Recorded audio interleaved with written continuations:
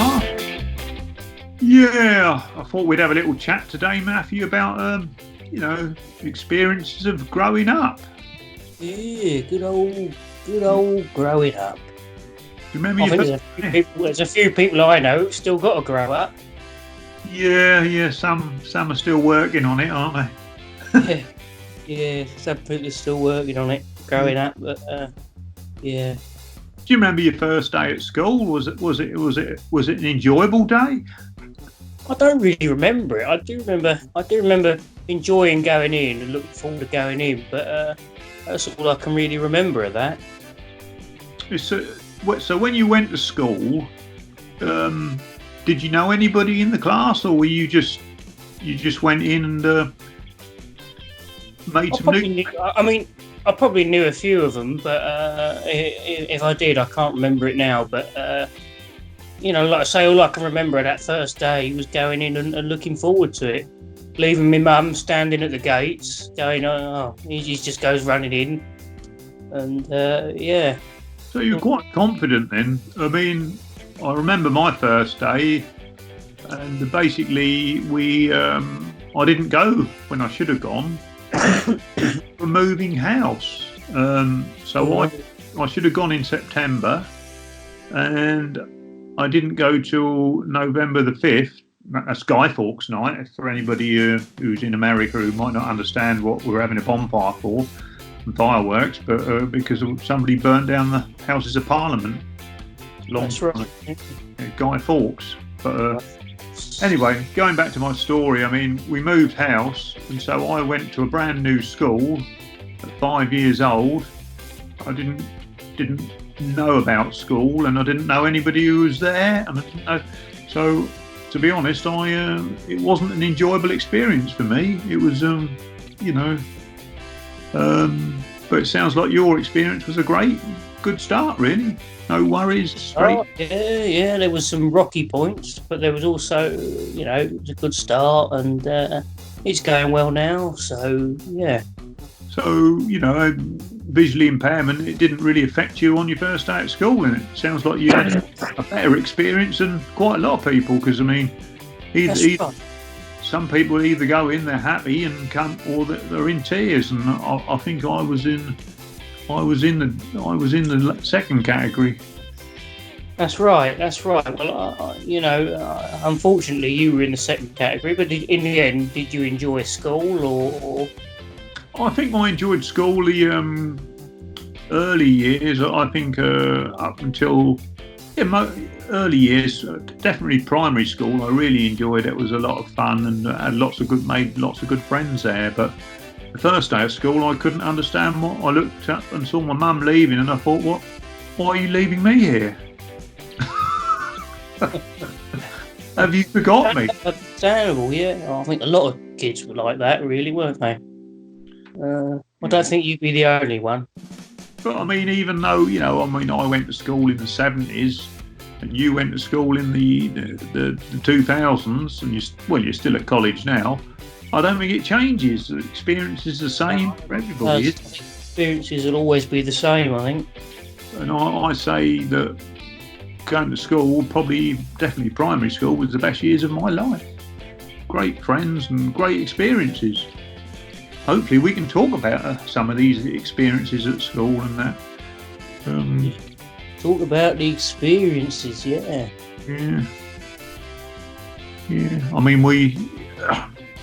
I mean, how did you get on? Because you had to learn to read and write, didn't you? And as we know that you're visually impaired, I mean, was there a different setup for you? There was a different setup. I used to have one-to-one lessons every day, learning Braille, how to read it, how to write it, how to read and write it. And I learnt Braille from a very young age. But I suppose it's while other people were learning to write, I was learning to write Braille. Right. So you were one-to-one. I mean, I remembered learning to read and write, and to be honest, I didn't really enjoy it. I wasn't. No, I didn't enjoy it at the time, but I'm glad I did it. I like the numbers, I like maths, but the reading and writing bit was some people seem to be very proficient at it and they could read fantastic books. But if you're not as good at it, it's a bit more of something that you don't want to do. I'd rather be kicking a football about. I think that seemed more enjoyable. Well, kicking a football about's quite enjoyable, isn't it? Yeah. So when they did reading in the class and they read books, normally you'd get somebody in the class, especially when you're about 8 or 9 or 10, you would get your turn to read out loud. Did you get a go at doing that, or? I did. Well, I did on books because basically we had they gave me Braille books where they could get them, and if they couldn't, I wouldn't unfortunately get the go. But if they could get Braille books, then I would be able to follow along, and I'd get my go at reading out the book or the section of the book. Oh right. So the other thing is, you went to a mainstream school, didn't you? And they just adapted. Never been in special needs school. Always been in the mainstream. So the Braille, they must have had a person who was trained in Braille to read what you've written. Yeah, they did. They had somebody who knew the Braille, and I can't remember if they'd had a student before me who. Was that person every day then? Every day you were at school, or just certain days? Or? Yeah. There were people there every day. Yeah. Well, at one point, one of the kids thought they were my parents because they were always with me. I had to explain, no, they're not my parents. They're they're there to support me. Yeah. So, do you remember doing the old Nativity play, or was that not? Is that not available? Yes. When I did the Nativity play, you're like this. I was the back end of a donkey. That's what I was. I think that's what I was in the Nativity. I think I was the back end of a donkey. Not a speaking part then. Hey? You didn't have a speaking part. I don't think so. Unless we did another one. But I remember doing one where I had to be the. Yeah, but at least you were in it. I mean, some people never even got to be in the play, did they? Do you think I'd have rather been not in the play or been in it and been the donkey's backside? Well, at least you can tell a tale, can't you? It's all right then, because see if the kid who was playing the front end of the donkey, if he annoyed you, you just go. Yeah, and the donkey would make a funny noise, wouldn't it? Yeah. That was always what I used to do. Yeah, so they had Nativity when you were at school, because I think it's sort of phased out a lot in schools now. We don't see a lot of it anymore, but just to be politically correct and adapt to all religions to make everybody feel comfortable. It's changed. I think there are some schools that still do it, I think. But, yeah, I think we. Did you do the Nativity? Did you get in and then Nativity? Yeah, I'm old, and that's when there wasn't.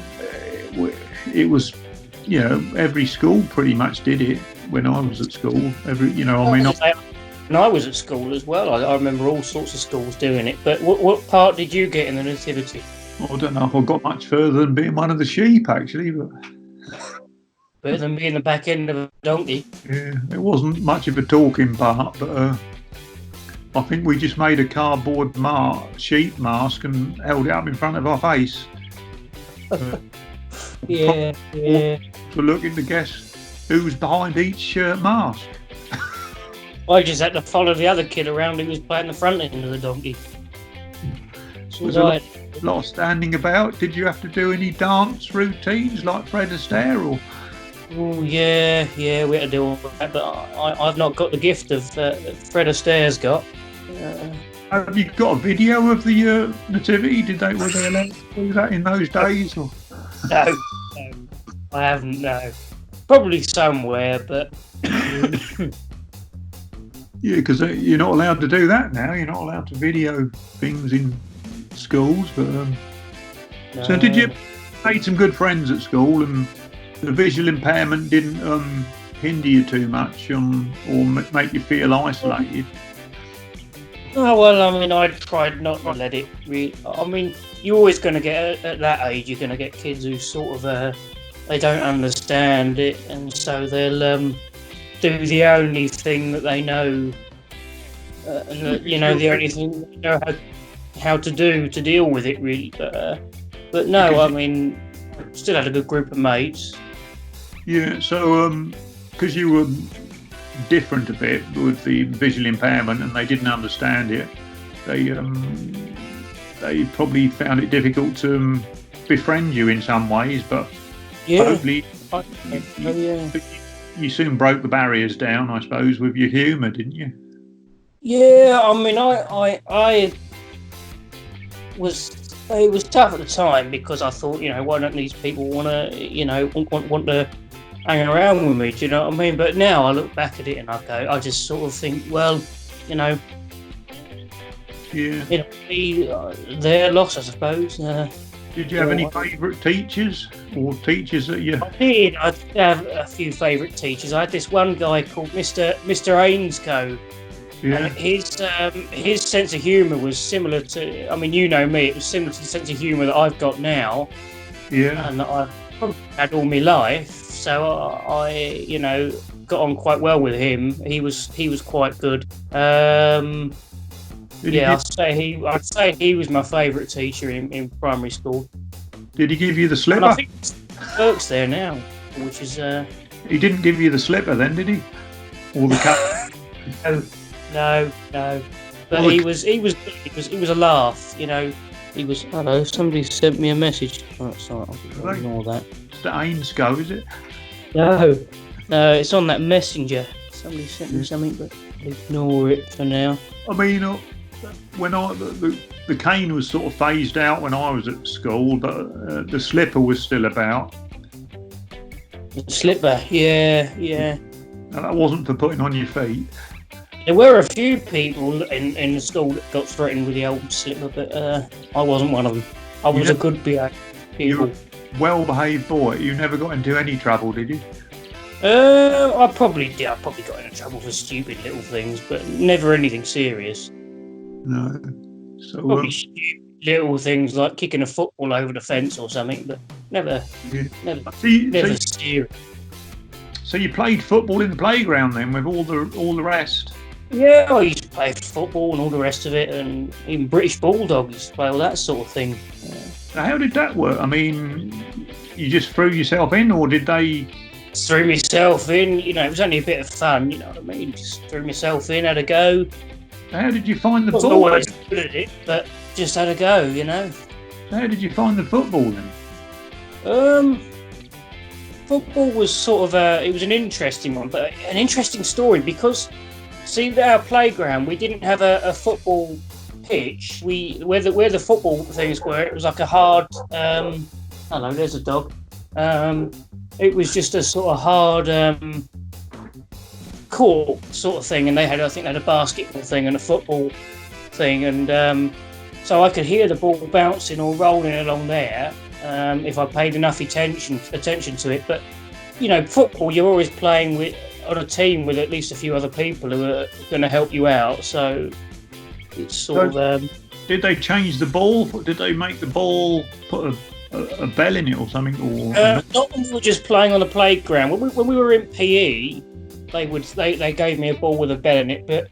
I think they were worried that was if we were just playing with it on the playground, that was going to get damaged or lost, and it was the only one they had, so they wouldn't let us use the playground because I needed it for if we were playing football or any kind of ball game with PE.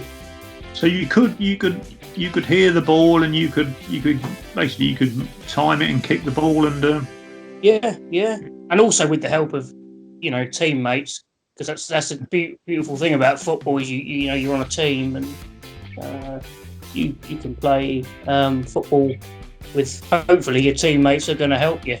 So it sounds like you had the same experience as me or anybody else with football. I mean, yeah. What about when they did art at school and you had to do drawings? I mean, how did you get by with that, or did they give you something different? Or They would. I used to make tactile things. I used to get all bits of old pipe cleaner and all the rest of it, things like that, and make tactile things, things you could feel. Yeah. Did they use that? And the interesting thing is about school, about the arts, is we used to do a lot of school trips to the museums. And the school would always ring the museum up ahead. And they wouldn't let anybody else do it, but they'd let me kind of feel and touch the things that were in the in behind the. They'd get them out for me. Everyone else just had to look at it, but I was allowed to touch it and feel it because I couldn't see it. That's interesting, isn't it? Because I mean, we went on a school trip or the college trip to the museum in London, and they weren't so accommodating, were they? Some of the. No, but then that's because the college didn't ring up ahead and say, "Look, we've got somebody coming who's visually impaired." If they'd have done that, I should think they would have allowed it, because I know the Fitzwilliam Museum in Cambridge. They were very accommodating when we went on a school trip there, and a lot of things that are normally behind those "don't touch" signs, they allowed me to touch and feel, and they did the same thing when we went to the Duxford Air Museum. I don't know if you've ever been there. Yeah, I've been. But they've got obviously a lot of models of aircrafts there, and obviously you're not allowed to touch them. But they allowed me to go around there and touch them, and they showed me so that I got an idea of it. Whereas everybody else could look at it, I was able to touch it. So those two in particular, the Fitzwilliam and Duxford, were very accommodating. That sounds good. So your experiences of school trips and museums are pretty much, again, the same as anybody else, and you enjoyed them. That's right. I did enjoy them, and it was a very enjoyable experience because they were very accommodating. I mean, they're just two museums. I mean, I don't know how all the museums work, and they've probably all got different rules, but because the school rang up ahead and said, "Look, we've got somebody, he's blind, he can't see, and he wants the same experience of the museum as everybody else," they were very accommodating of it. So, did you get to go on the tanks as well? Because they got tanks. Yes, up at Duxford. Yes, I did. Yeah. And I very much enjoyed it because it was year 6. I think I was about 10. And we were studying World War II at the time, and I was fascinated by everything to do with it. The soldiers, even though I didn't understand it, but I was even to some extent interested in the politics behind it. With Winston Churchill and all the rest of it. So that was a very enjoyable trip for me because I got to go and feel all the tanks and go on all the tanks and feel the aircraft up close, and at the time, because I was only a little boy, it was sort of even a thing over my mates. I got to say to my mates, "Yeah, I got to touch this and this. You only got to look at it. I got to feel it." So you got the bragging rights then, did you? The bragging rights, that's right. Yeah, I did. What about the bus trips there? I used to enjoy going on the bus trips, on the school trips. We used to be playing games or singing songs on the bus trips. Bus trips were always, they never used to do that with us. They were always a bit boring, really. And because, you can look out the window. Most kids like looking out the window, but that goes out of the window for me. I can't look out the window. So the bus trips were a bit boring. And I always remember when we went on a residential trip once somewhere. I can't remember where we went, but we went on a residential trip, and I was sat next to the kid who decided he was going to get travel sick and threw up everywhere. Oh, right. So experience. You got the short straw then, did you? I did. But the bus rides were always sort of very, they were the least entertaining part for me because there was just sort of nothing going on, really. Yeah. So, did you go any? I suppose in primary school you don't have sleepover weeks away and that. It's more secondary school, isn't it? I don't know. A few in primary school. Year 5, we went to France. I remember going to France. we went to France, and that was good. And we came back. I remember that we came back on the day of my 10th birthday. It was the day we were coming back, and so they woke me up early on in the morning, and all the bus ride back. It was all about, everyone was sort of going on about it, it being my birthday and all that, and we even had a cake on the bus. You must have gone through the tunnel, did you? We did, yeah, the Eurostar, yeah. So it was all Dover, down to Dover, get on the Eurostar, come out at Calais, and then we went on to a little town, a name I can't remember, but it was a lovely little town where we went on to. We drove on to about an hour away from Calais, and beautiful little town. Did you get any souvenirs? I think I did. Yeah, I think I did. But what I've done with them now, I'm not sure. I think I bought. You can't remember. Well, when I went on a French trip when I was at school, and probably very exciting because we'd never really been too far. You don't travel as much in the 70s as what you do now, and we went to Boulogne. Oh, right. Yeah. We didn't go through the tunnel because I don't think the tunnel was there then. So it was on the ferry. And we went there, and a lot of people smoked in the 70s. So my mum wanted me to bring back some cigarette lighters, little plastic, because she smoked, which was probably not a good thing for her to do. And we went to Boulogne. And, so we practiced our French. We knew about 3 words. Bonjour. Yeah, it's our French before we went over. But it was an exciting time. I quite enjoyed it. It was a full day out from early in the morning, then come back, and it was very. I remember year 6. We went to a place. It's a place in Shropshire. It's sort of one of these outdoor kind of activities centres. We went there for a week, and you do zip wiring and canoeing and all the rest of it, which I threw myself into and sort of enjoyed it. And zip wiring. Yeah. So that was So you just sounds like you just joined in with everybody else, and that it hasn't stopped you from making the most of things, isn't it, and having a good life. Why should I? I've got a disability, but why should I stop it letting me have a good life for myself? Canoeing? Did you like the canoeing? We've just bought some kayaks, actually. Love. And the rafting, we did one where we made our own rafts. They float. And funny thing about that was we made our own rafts, and I wanted to go with my mates, but they were putting us in teams with that. I remember being with this girl who just didn't want to do it. I think she was a bit scared, so I ended up having to do all the paddling. All the paddling, right? Yeah. I had to do paddling because she wouldn't do anything. I think I ended up capsizing us a few times, but. Yeah. Oh, that brings me on to. So you're swimming. You learned to swim as well with the rest of the gang, did you? Or I did learn to swim. Yeah, I learned to swim, and my mum sent me off for lessons, and I didn't find them very helpful because we were just. It was like I had a 1-to-1, and they were just sort of on me all the time, and sort of didn't feel like I had any freedom to go and try things for myself.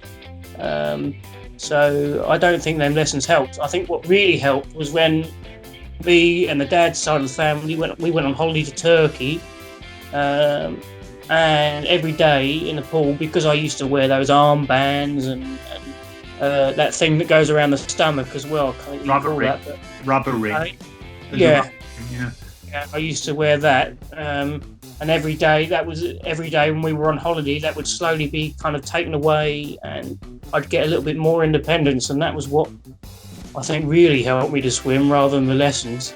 I think you're right, because I remember my son, he's 16 now, but when he was quite young, we had a swimming pool in the village here, and in the summer I used to take him swimming every day when he was about 2 or 3, and he just, it's just he just learned to swim and became confident in the water because of the amount of time he spent in the water. And so he's quite confident in the water now. So that's the way. That's the way to do it, really. That's the way to do it. Yeah. Yeah. Right. Well, we'll leave it there, and we can come back and carry on with this interesting conversation with another part, can't we? That sounds good. Yeah, I think we could get a lot out of this, and we could go into a lot of different areas. But I think we'll leave it there for today. Anyway, it's been good to talk to you. I was just thinking before I think there's some of the blind swimmers, isn't there, that are very good at that's right. I heard about the Olympics. They have they swim and they're swimming along, and they've got somebody standing on the edge, and they've got a big sort of pole thing, and they kind of poke them as they're coming towards the edge to let them know they're getting towards the edge of the pool. Yeah. So it's it doesn't stop you, does it? And it seems like you can do anything really if you want to. Yeah, that's right. Yeah.